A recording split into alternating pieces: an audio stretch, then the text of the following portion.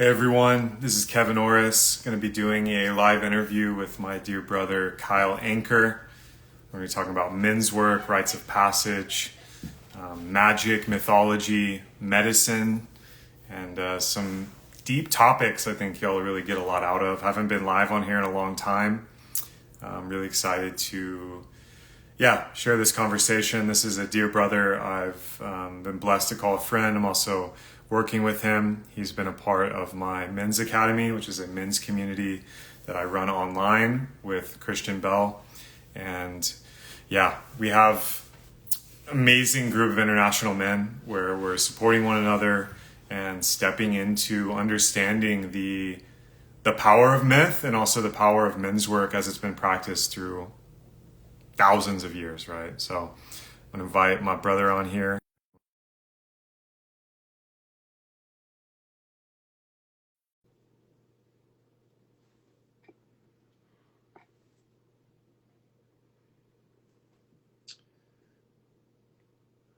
Alrighty. There we go. I was about to say. All right. Can you hear me? Yep, loud and clear. Let's go. Let's do it. Let's talk. What's up, man? We got it on the first try. Usually this takes a restart or something happens. So stoked it worked. It's a good omen. Yeah, especially for my first one. Let's go. Love your gnome coffee cup. It's epic. I don't see you though. You don't see me? I see a black square above my head. How about now? No. So there should be. That's weird. No, I spoke too soon. I can see you. I don't know why you can't see me. Yeah, it just shows a black square. I mean, try maybe, yes. So people, Michael, thanks, brother. People say they can see both of us. So If it's working for you and that's what's going to be recorded, let's just flow with it, I guess. Okay. Yeah, you could try turning your camera or mic on or off or flipping your camera and see if that changes it at all. It should show both of us. Let me try. Magic Mike in the house. Are you lost in the sauce? I got Vahid, Indre, Ripe Moro, Kelly, and Stamalik. Thanks for being here, y'all. Let's see if it works this time.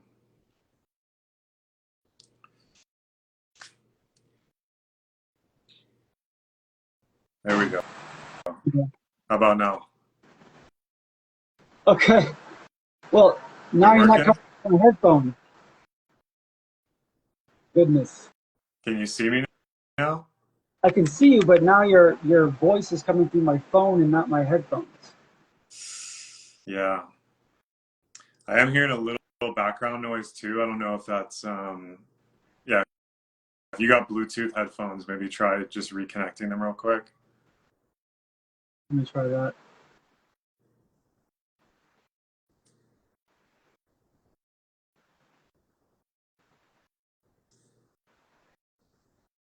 Reconnecting. Michael is the sauce. What's up, Christian, Laura, Anna? That's right. Third time is the charm. Yeah, I hear a little background noise on your side, Kyle. I don't know if that's from the headset. Because I don't have headphones in because my phone's plugged in. So Now I can hear you. Now I can see you. And now you're getting static from me. Yeah, a little bit. Can you all hear that? Or is that just me? Audience members, can y'all hear that static when he talks? Because what you might have to do is just disconnect your headset and just go raw with your phone. That's what I'm doing. It's actually pretty good. All right, I'll see if that can work. I just imagine it wouldn't be loud enough. Okay, they're saying it's just me, so maybe it's not. I mean, I can't hear you that well with max volume on my phone alone. Is it raining there? It's raining. Yeah.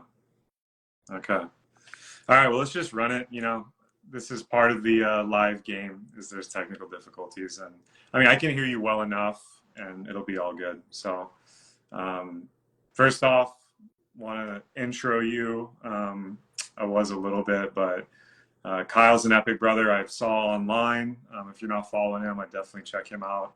But we actually met at Mike Bledsoe's Strong Coach Summit. We actually met in person, and then we kind of stayed in touch. And then I was sharing earlier, you've been part of the Men's Academy and just becoming an epic brother that I really enjoy. And Kyle's work takes him in the realm of men's work, working with clients, and also medicine work. So he's a trained facilitator and guide, working with plant medicines and taking people, into deep territory, using archetypes, using a lot of the modalities that I know you know and love, both psychological and magical. So I don't know if that does it justice. I'd love for you to share a little bit more about who you be in the world, Kyle. Yeah, how I like to explain my work is working at the intersection of psycho-spiritual transformative coaching with a focus on internal family systems therapy, men's work, and medicine work. And my belief is that alchemizing these three helps us recreate the rites of passages that we as men have lost, which I know you understand, and I'm sure your followers do, that men require rites of passages to mature. Unlike women, they go through it naturally. But men must be guided by other men and by elders to come into their full individuation of their mature masculinity.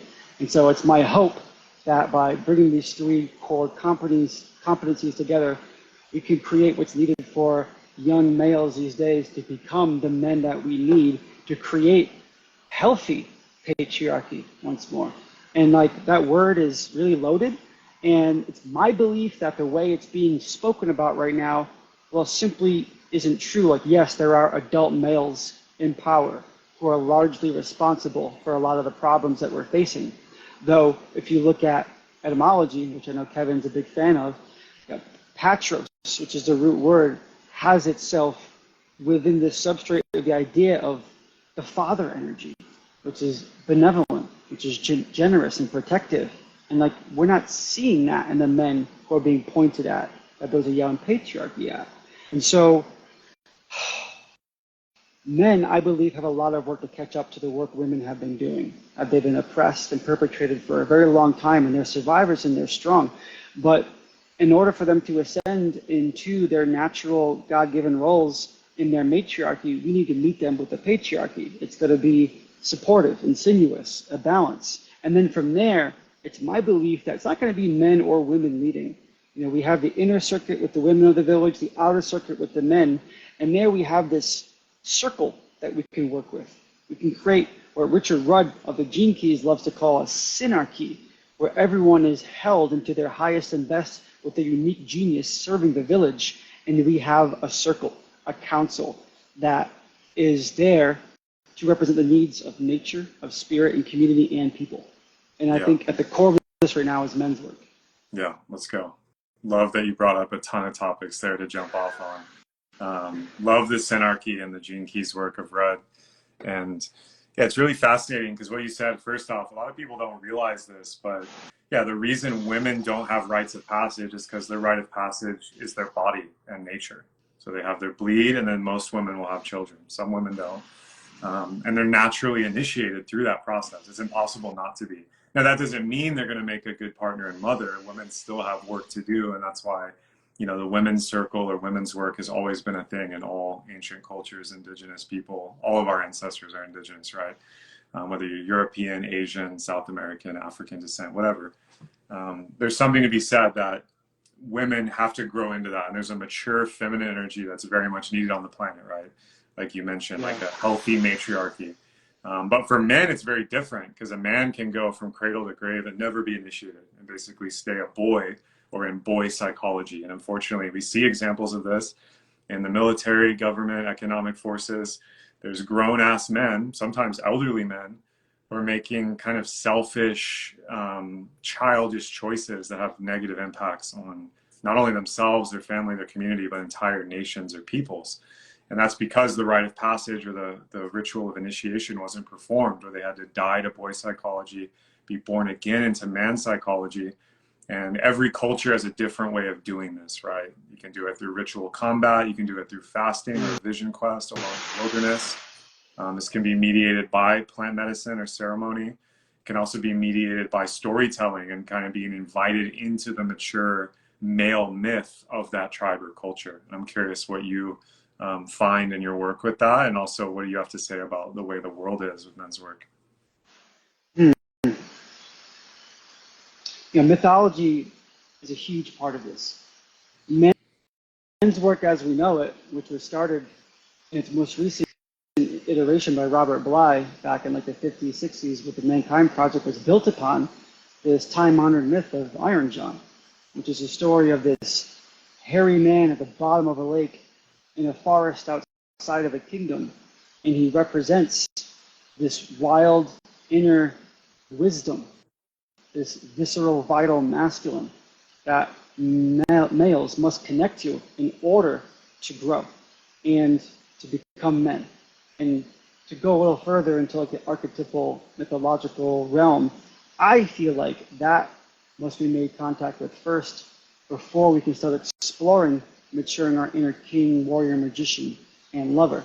And so to me, the art of storytelling is so clutch, is so important, because what it is to become a man, there's no roadmap for it. We have the hero's journey, which is largely a mythological arc, and it's different for everybody. We have signposts, and we have timelines, and we have arcs that we can look at, frameworks, but it's different for everybody. Yeah. I mean, the hero's journey to me is the master myth, right? Joseph Campbell called it the monomyth because it actually is embedded in every story you've ever heard. Like, it's a core archetypal journey of awakening, answering a call to adventure, leaving the known, the village, descending into the abyss, the supernatural world, recovering the elixir, overcoming the dragon or atoning with the father, etc. And then returning with the boon or the experience that enlivens the culture. And like, we need this now more than ever. And I think a lot of men, in the men's academy, we've done symposia on this. A lot of men feel like there's no hero's journeys left, right? It's just get a 9 to 5, get married, have 2.5 kids, blah, blah, blah. Like the bill of sale in our current mythology and postmodernism isn't very heroic, exciting, and it often leads men lacking, right? This is why we see a lot of violence towards women, towards other men. We see addiction, we see depression, anxiety.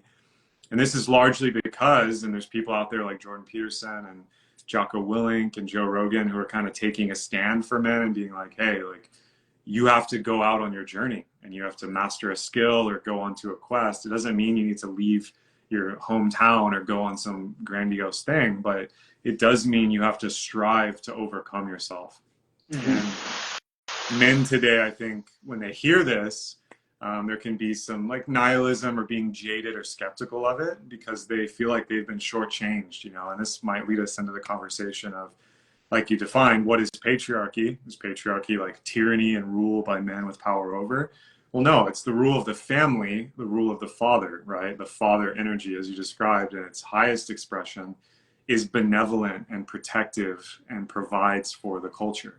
And I believe in synarchy. I think in our ancient past, there were evidence of partnership societies where it's not that women ruled alongside men, it's just they were in symbiosis. Yeah. So there might still be a male chief or leader, but the women were also in positions of authority, and there was a lot of symbiosis there that helped a culture thrive.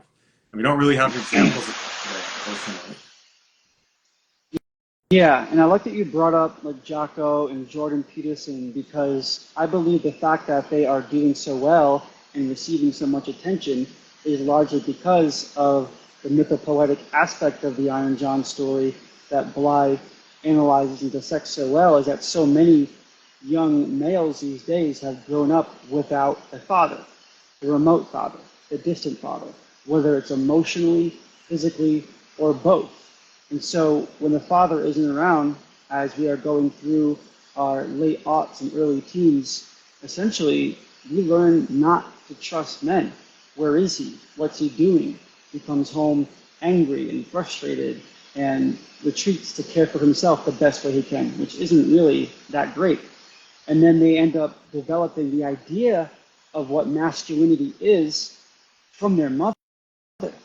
And then the mother has her own ideas of what that is and probably isn't in great relationship with the father. So they carry that for a long time. So when someone like Jordan Peterson or Jocko shows up with this strong, firm, and ultra-ordered masculine, it is going to appeal because it's clear, because these men have a firm purpose, and they're providing this stability in the presence that was missing for these young men.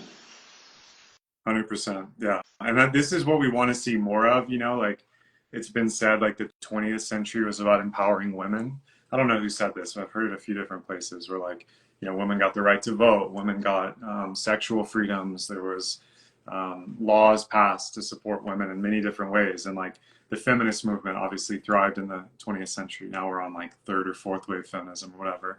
There's definitely positive and negative aspects to that for sure.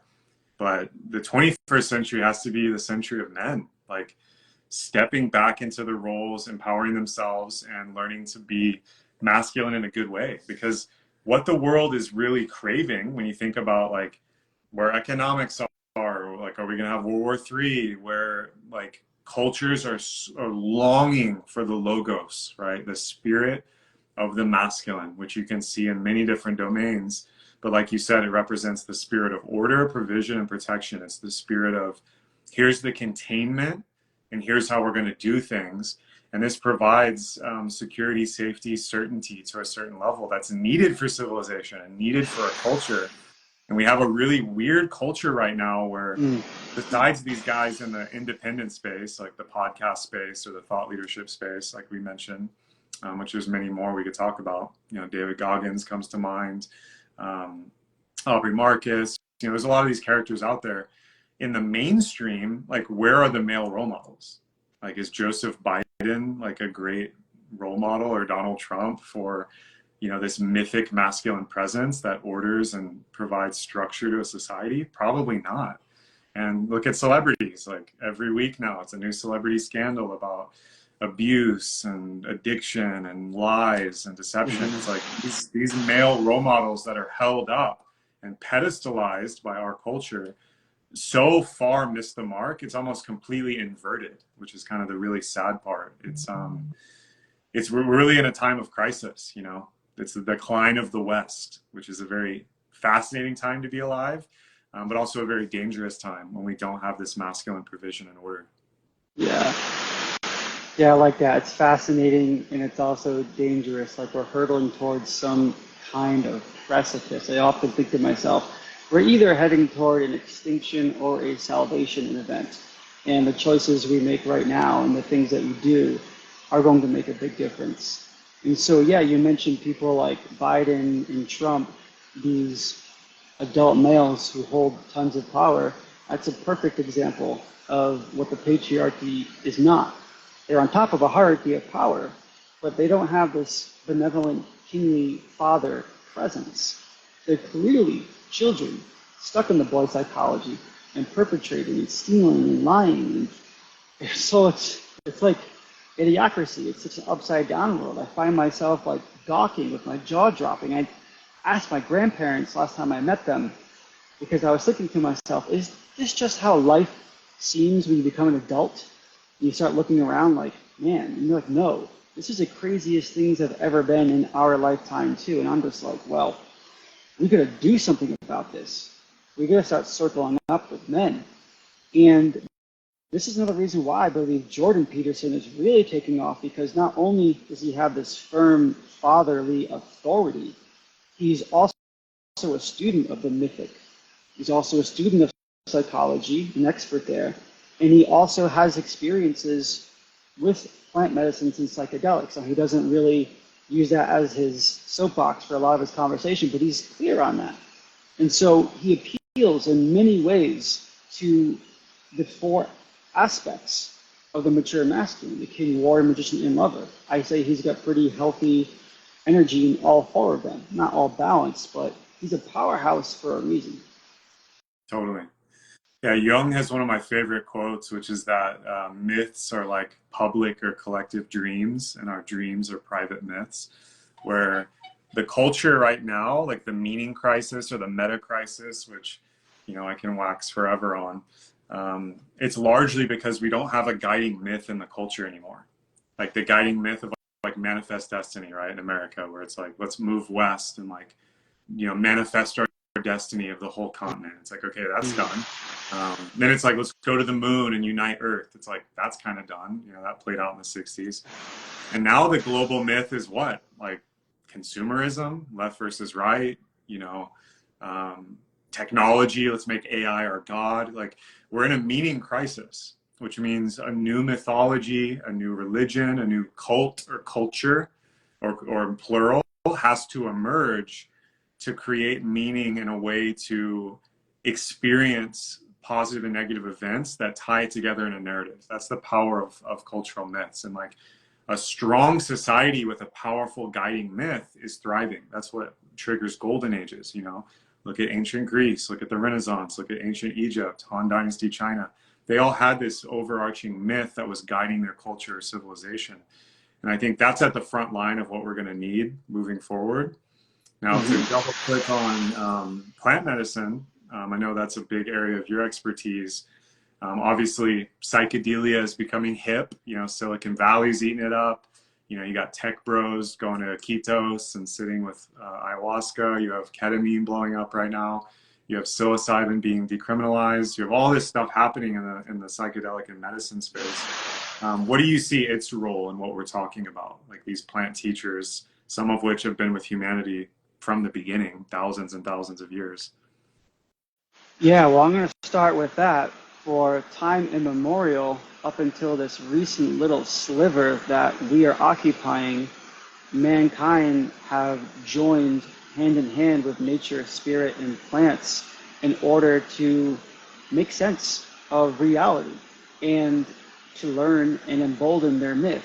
And so we live in a world now where we're so divided, not just divided from nature and spirit, but from our communities, from our governments, from ourselves, from our career, from our purpose. It's so easy to infiltrate our minds and lead us astray because we don't have communities anymore.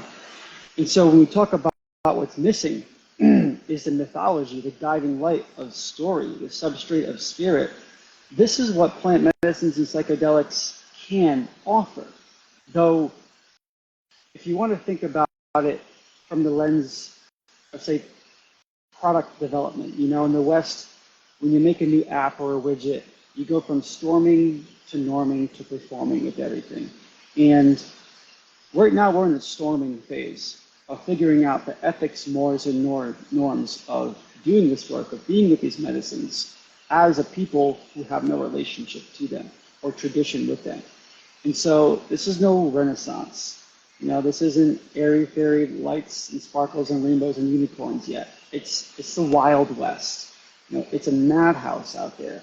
And what I'm seeing is we're moving really fast with our Western mindset, and we're breaking a lot of things. And I use that term specifically because the West are, or Westerners in general, those of a Western mindset, which isn't just the States, they're flooding into this work. And a lot of them are looking for ways to be involved with business and, you know, capitalizing on it. Not to say anything's wrong with capitalism, but if you come in strong with like the driving ethos of Western capitalism, not to use Facebook's slogan for this because they're one of the biggest tech companies, their motto is to move fast and break things. Great if you're making an app or something externalized from the human experience, but when the product is consciousness, you do not want to move fast. You do not want to break things. And that is what I largely see happening. And it's because we are a divided people. If we simply take the way it's been done by the indigenous and apply it to us, it's not going to work because these people are integrated. They don't have conversations around preparation and skill development and integration because they don't need it. They have each other. They're in these cohesive and safe villages and units that have a high degree of rapport and trust. They have their village medicine man or woman, and they can carry each other through this entire experience seamlessly. But we are just learning how to do that. And so if we're plugging and playing into their tradition, there's going to be a massive disconnect. In that disconnect, there's a lot of harm that can be done. And so understanding from my point of view that the conversations around harm reduction or benefit optimization, to take the other side of the coin, the conversation around ethics, mores, and norms is very nascent.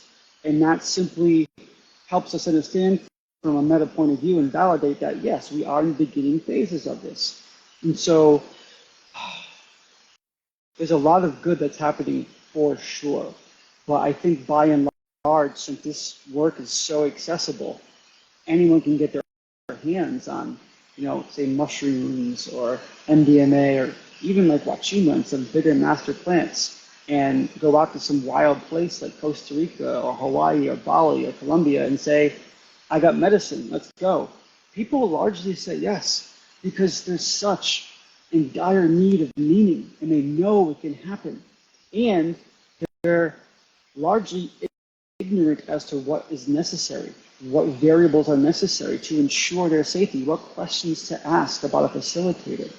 They're not even doing the facilitators and guides their due diligence in understanding someone's psychological background with a thorough intake. They're not putting in the time before the ceremony to create cohesive mindset and trust and rapport within the group of people that are going to be sitting together and blasting off into other dimensions.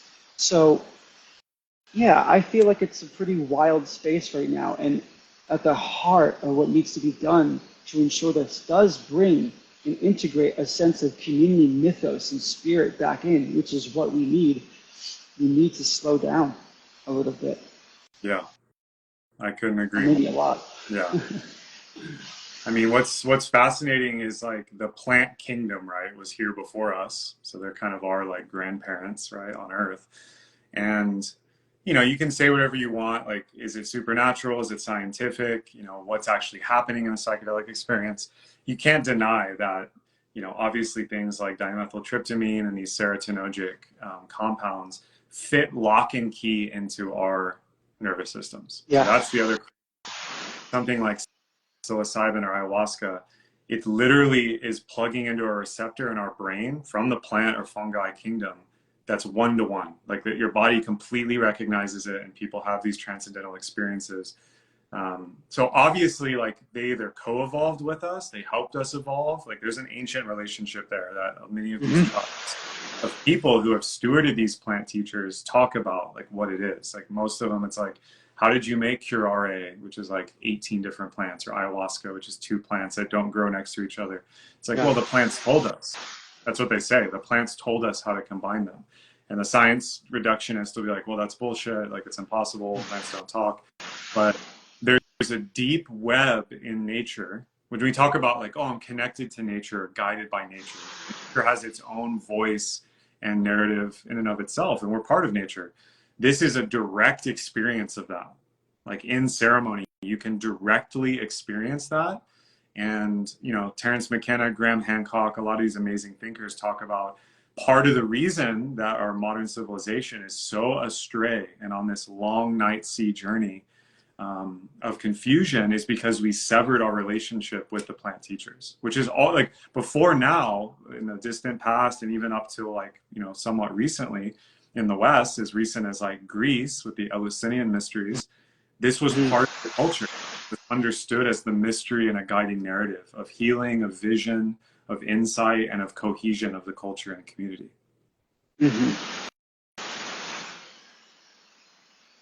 I've noticed in the chat there are a couple questions from women curious about how they can support men's empowerment and healing process. You want to dive into those for a moment? Yeah, this is great. There was another one up top too, that was basically along the same lines.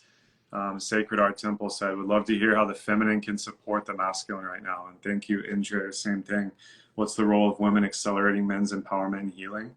For me, like working with a lot of men and women, both in men's work, and I work in dating and polarity and relationship work, the number one way to support men is to respect them and encourage them. It's not to coddle them or try to tell them what to do. It's not to try to control and manipulate them. Maybe the ways you've learned from your mom or other women. This doesn't work. What men most want from women is love, but love in the specific form of respect and feeling supported by the woman in whatever he's going through. And there's some things that women can't do for men. They actually need other men for that. So it's about encouraging them to receive support from a group of men. That can be a jujitsu gym, that can be a men's circle, that can be the guys at work. As long as they're relating in a way that's building their masculine fortitude and they're getting that support network. Obviously, you can look into like hiring a therapist, coach, mentor, whatever as well. But women need to start seeing men as powerful, forgiving them and themselves, and respecting them. Because right now with Me Too and the culture war of the genders and all this crazy shit that's going on in the mainstream, a lot of men are scared to be in their power because women have demonized them, or they feel like they can't exercise their power in their marriage and their community. And what they really want from women is that nurture and respect, which is different than mothering them or coddling them. Right? Yeah, I'll chime in there. And one thing I understand about polarity in men's and women's dynamics is that a man needs to be fully supported in his purpose and in his mission. And I feel like for the men who are circling up with other men, like we're doing, and especially wanting to get really honest about who they are and to heal, whether it's with or without plant medicines and psychedelics, this is intrinsically linked to their purpose on like a soul level. And so I mention that because as men begin to stand back up and embody their voice in their expression in the wake of Me Too at all, and there's a lot of reason. There's a lot of reason for that, and there's justification for women's anger. But stepping back up to speak our truth and say what we believe in is hard and dangerous for us, because it's so often that once you start doing that, we get shot down by women who are angry and hurt, and that's fair. But most men I see who start this, they don't continue. They don't get back up. And so having a strong woman in his corner to be like, keep going. Like, I believe in you. This is the right thing. Yeah, I know it hurts. Yeah, I know you're bloodied and bleeding and healing trauma from generations back that you didn't ask for. It's hard. It's really hard. And so we need that support and that backup, and just to understand that it's going to be messy for a while, especially if you're with a man who's like just getting his feet underneath him and saying yes to this powerful, necessary, and challenging work. Yeah, well said. I mean, the ideal dynamic which existed in tribes and like in our past, which has been lost with the digital globalization and people being isolated and alienated, is, you know, men supporting men, the hunters, the businessmen, the chiefs, the men bonding over the men's work in the technical sense of initiating boys, men supporting men, and competing, collaborating together. And then women supporting women, whether that's in childcare, the gathering, doing medicinal or shamanic work of the medicine women. Women are also the amazing social cohesion of the tribe, where they like understand who needs what, how to care and nurture, how to mediate disagreements, etc. And then when those are established, the men can perfectly support the women and vice versa. And that's what you want to see in a healthy couple or union. That's what you want to see in the village or community context, where men and women are empowered in their roles, because we're obviously much more alike than we are different, but our differences are very this is what I think the danger of these postmodern ideas, that there's no difference between men and women and it's all the same.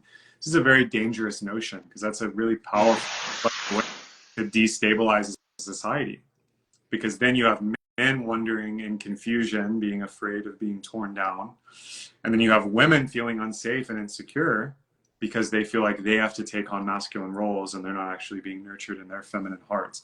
So all these women asking this, it's like the best thing you can do, it's the Ram Dass quote. The only thing I can do for you is work on myself. The only thing you can do for me is to work on yourself. That's true for men and women too. And encourage and respect him, especially in his purpose, as you shared, Kyle. Mm-hmm. Yeah.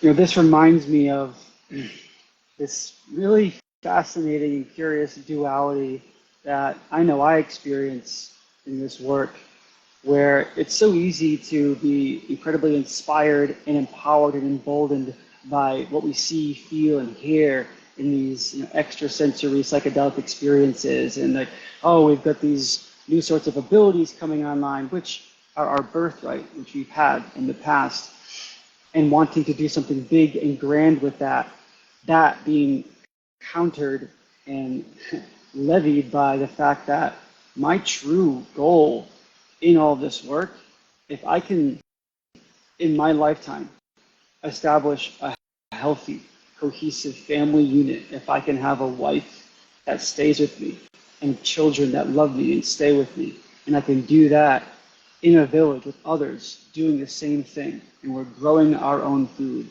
and we're learning how to subsist upon nature, and we have a strong relationship with spirit, laying that bedrock for future generations, I believe, is the most radical act right now. And everything we're doing is supporting it. Though I do see a lot of people getting, stars in their eyes and wanting to ascend and be part of some Palladium galactic force and leave the planet. But it's not about that, I don't feel. It's about really being here and grounded in this planet, in this earth. And you said something earlier about how human beings have explored great depths, and actually not depths, heights, like outside of this planet, going to outer space, going to other planets, considering colonizing Mars. We're not even sure where it's at the depths of our own oceans. In fact, we're terrified of that. And so metaphorically, that's what we're doing now inside. We have been avoiding doing the inner work and exploring inside, and now we're finally going there. And that's bringing us down and in. And that's what we need to do with this planet that we're on, and with our families, ground in, start over, and do it strong. Yeah. I mean, the final frontier, like Star Trek, isn't like intergalactic travel and colonizing the solar space, right? Like the human mind and body and nervous system is a mystery that even science can't explain, right? This is the problem of consciousness. You can't open up a brain and be like, oh, there's consciousness, look, we found it. It's like they don't understand where it comes from, which tells you a lot about the nature of the world. We've mastered technology, and we have this global economy that can do all these amazing things and extract from nature and create cell phones, or we can, be in different countries talking in real time. That's amazing. That's part of the journey. The real journey, though, that we must undertake going into this next millennium and this next century is the inner journey, because the resources available in the human psyche and heart must be unleashed. Because without that creativity and compassion for all beings and us as a species, as a human family, how are we going to navigate all this crazy shit in the Middle East and Russia and America, the political divides, the ethnic divides, these old blood feuds that are still going on the planet? There's no technological solution. There definitely isn't a political solution. The only solution is consciousness. Like the prophecies about the end of days, Christ's return, the arrival of the Maitreya, the next Buddha, right, the next avatar. All the religions have their own version. None of that stuff is like packing up and leaving the planet. Like, if Elon wants to colonize Mars and we're all going to drive Teslas through space and start a colony on Mars, like, it's going to be the same stuff. It's not like we're magically going to have a utopia. Like, we have a very powerful opportunity on the planet to protect and provide for all beings, right? Some of this has to do with resources. Like, we have enough resources right now, and you can do the math. This isn't like pie in the sky, to feed, clothe, and give a basic level of sustenance to every human being and every animal that we partner with. We're like stewards on this garden world. And the fact that we're not doing that tells you everything you need to know about where we're at in our mythology and consciousness. It's still a zero-sum game of competition and strife and, petty rivalries. And we're not going to get very far unless we figure that out. So that's kind of at the core of what plant medicine addresses, right? It takes you right into the heart of that question, in union with this mysterious field of psychic energy between all of us and all of nature. And it's very confronting for the Western minds. This is why the scientists folks, the materialist folks, the reductionists, it's very confronting for them because it challenges their entire worldview, which is a mechanized universe that's based on extraction or based on capitalistic concerns, which is not the way nature works and never has been. Absolutely. One thing that's come up for me there is you mentioned the word heart quite a bit, and what I'm reminded of is in the work I do, I'm thinking about the 7 directions right now, and if you do all 7, it ends with like the within, right? The heart of humanity that connects us all. And I feel like that should come first because, in my opinion, when it comes to working with psychedelics or plant medicines, we want to start here. And that, I find, is most effective by working with MDMA. Now, it's been proven out there with the FDA studies with MAPS that it's curing war vets with PTSD within months. That's miraculous. It is psychic surgery at its best. And this medicine is not complex. This medicine does not risk bringing up any other shadow material that you're unaware of. And here's the real truth of the matter. Any Westerner coming into this work already has a full plate in front of them of trauma and pain that they are aware of. So much more that they don't know about. So I ask people who are coming into it, why not get right with that first? And that's what this medicine does. It brings you into the inner terrain of the greatest power and glory of love for yourself. Most of us don't know what it's like to feel at peace with who we are, to love and accept who we are. And then if you are working with someone who's skilled enough to help you understand the terrain and the body and shape of the trauma you currently have, bringing you into contact with that while you're in this space of trust and peace and acceptance, amygdala shut down, you can literally come out a new person.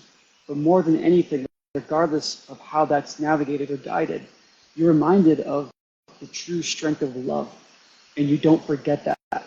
It's like how trauma lives in your body. Well, same thing with love. Our body remembers profound experiences of love too. And so that's my suggestion and offering to the world for anyone who's curious about this work, especially men. Start here. Let's fill this back up. Yeah. I mean, it's interesting in like the Vedic tradition and the Taoist tradition, like the mind isn't the seat of the soul or consciousness. Like it's a powerful tool. The seat is actually in the heart, right? And we now know, and even in science, the heart has its own neural network.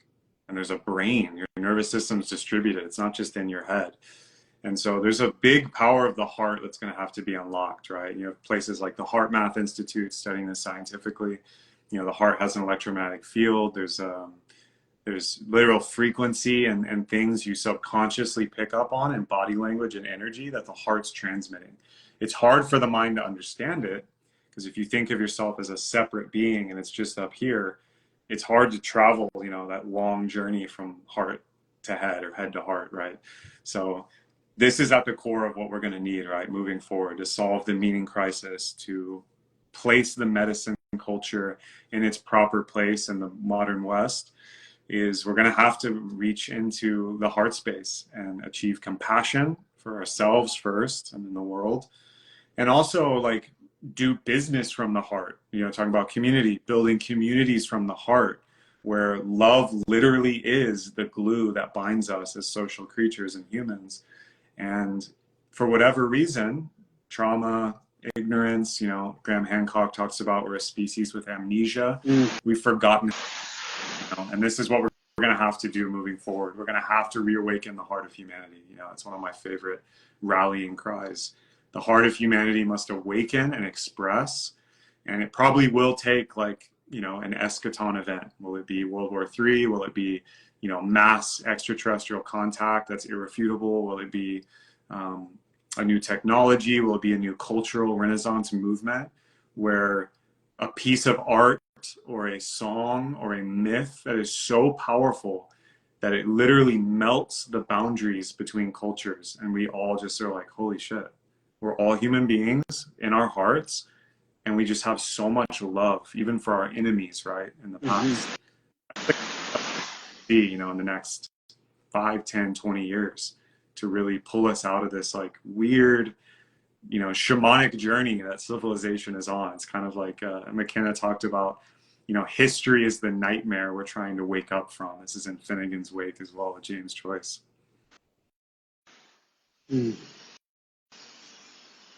History is the nightmare. Yeah, it does feel like kind of a nightmare right now. If something you said earlier wants to come through, you were talking about like the return of the Buddha and like other sorts of mystical, metaphysical energies, spiritual and religious. And we might take this a little more of a woo kind of turn here, but we're talking about matters of the heart, right? And compassion and grace and love. And, I can't help but notice that so many people close to me and in my communities who either offer this work or receive this kind of work, circling with men, women, working with transformative technologies and plants, there's a lot of people turning their hearts towards the myth and the energy of Jesus Christ. Not the religion, not the dogma, but the energy of that. And what did he stand for? Love, grace, and compassion. And then I think further about, the second coming. I think to myself, man, if Christ consciousness, if Christ were to return, he's no longer working in this small geographical area in the world with like a handful of disciples. Like this is worldwide right now, this crisis, this meaning crisis that we're in. And so if he came back in like to the hearts of the people who are dedicating themselves to growth and healing as an energy form, that to me would feel like, the trump card he would play. Yeah. I remember one of my friends said, like, if Christ were, again, let's say it's literal, like Christ comes back and he's a literal person, he would come back as a rock star, right? Because like what force could influence Yeah, the whole world, right? Like think about Michael Jackson or Prince or like these artists that like literally touched the entire world and lifted them up. If Christ was coming back, maybe he'd pick a rock star. Maybe he'd come back as a president though, or like a UN sector leader. Or something. I don't know, but I think it's just like the Maitreya, the Buddha will be a sangha. It's not going to be one individual. that's It's it. like here's the way. It's the sangha. It's the sacred community. I think it's the same for Christianity. Obviously, there's a lot of distortion in Christianity, how it's played out historically, but I see the born again phenomenon and people returning to the teachings of Christ as part of this, where it's like it's an awakening of the heart of consciousness and people wanting to return to a guiding myth and narrative. And myth doesn't mean it's a falsehood. Mythology is alive and life-giving for a culture. And we need something like that. Christianity obviously is a specific lens. Islam, Buddhism, Judaism, they all have their own versions. We might need something, though, that crosses the boundary lines of religions. Because unfortunately, a lot of these religions set themselves up as opponents of other religions because they have the true way or the one God. And that's just simply not going to work because we're all in this together. We're on spaceship Earth. There's nowhere to go. We're not going to go to Mars and solve this. We're not going to put a base on the moon. We're here. We're out here, and we got to figure it out together. Like it's not going to work that one dogma or teaching beats the others, and then we have utopia. It's never going to happen. It's going to be a multiplicity. It's going to be both secular with technology and AI. We're going to have to deal with that, and spiritual because we have to return to a spiritual dimension, which gives meaning to the physical. Like it can't just be physical or material. And that's where I think, materialism as it's practiced today and it's preached about, it's indefensible. It just simply doesn't account for the mystery of consciousness. It doesn't account for the natural world. And what we all know and experience in our own lives, even the most skeptical person, with the ever-present reality of synchronicity, miracles, right place, right timing, falling in love. Falling in love is a mystical experience that all humans, most humans, come into contact with. Mm. This idea of Jesus Christ coming back as a rock star sounds really cool. For some reason, I thought of Russell Brand when you were saying that, but he's a little ahead of his time, too early. There's a I would love question to here. come back as like a lead metal singer, and it's just like badass, like awakening metal. I just love metal, but maybe come back as a rapper and just be like the hip hop god, like Tupac. It's pretty funny to think about, but I want to shout out the audience real quick. I really appreciate everyone who's been popping in and out. Before we start to close off here, if y'all have any questions, type them in the chat. We can go into them. I think there was one question more to you, Kyle, about from Sacred Art Temple. How do you best integrate after ayahuasca? What's your perspective? Yeah. So my first thing about integration is you're going to look back at your why. So why did you choose to do it? What was your intention? What were you hoping to experience? What were you wanting to get some clarity on? Because if you don't have that clear beforehand, then you don't have a context afterward within which to make meaning of these largely symbolic, ineffable, archetypal experiences. And to some extent, we're all guided in some way to have an intention. And so the best way to start making meaning of your experience, well, there's many things to look at. You definitely want to take time away from the life that you had left. Don't get right back to work. Don't even go right back to familiar social circles unless they include people that were with you. Because this goes back to the community aspect. Hopefully there's a community from that experience that you were in who is gathering to do integration circles. Or if not, you can look for them. There are many available, like online. Spend lots of time in nature. Move slowly and notice new signals from your body as you start to navigate life, especially as you start to go back into familiar environments. Like, what feels different? What are you noticing different about the response to a certain stimulus that would usually trigger you in a way that would make you maybe angry? Like, give that space and let that space fill up and be curious about it. Really practical integration techniques, journaling, or if you like voice notes, you could also spend time with music. You could, I already said, spend time in nature. If you can get access to some of the music that was played or recorded, that is a really powerful cue to bring up the same sensations and realizations that you were having during that time. I often offer that to my clients. I don't play a lot of live music yet, but there are playlists. I share them with my clients, and they often find that brings them right back into a certain space of like bliss or recognition or insight. It's just really good to allow time to be curious and to slow down. The one thing I notice most is that many people go to these weekender retreats or maybe a handful of days, and they get right back and they go to work, and that's a killer for anything you might have learned. Time and space is the most important thing, and a guide or a coach. Hopefully someone from that experience or community can offer that to you. If not, a very experienced integration coach can be a good substitute for that. And you want to find someone who's experienced the same medicine you were with, because there's no substitute for experience. Yeah, yeah, beautifully said. Like giving yourself, because it takes time to integrate. It's like in one night of ceremony, you might experience like a decade on earth things, and like you can't just be like, well, that was great. Here's what I learned. It's a checklist. Like time is the most important one. Like, taking time to digest the experience fully. And you already said the best way to do that is like for me, journaling and like go sit by a waterfall and just, like, and then if you feel inspired, right, like that is how I've had the best experiences integrating. This is a big conversation, obviously, in the West because of the fast food psychedelic culture, right? Like we have to, Yeah. like you said many times, slow down. That's another one. So, Sacred Art Temple, thank you for that question. Hyperspace mystic, that's an epic. If you could reincarnate, how would you choose to become?